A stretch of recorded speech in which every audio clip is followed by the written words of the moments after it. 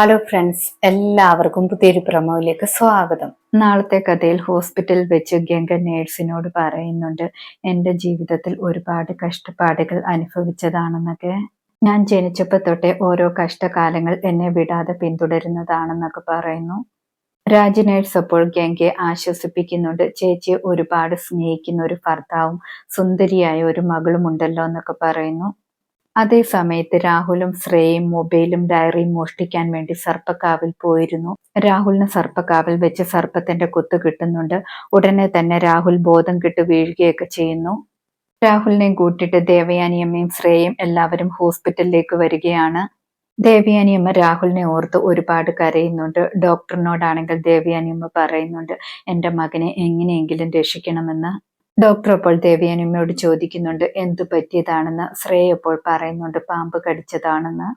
ഇന്നത്തെ പ്രൊമോ ഇതോടെ അവസാനിക്കുന്നു. കൂടുതൽ ഡീറ്റെയിൽസുമായി വീണ്ടും കാണാം. താങ്ക്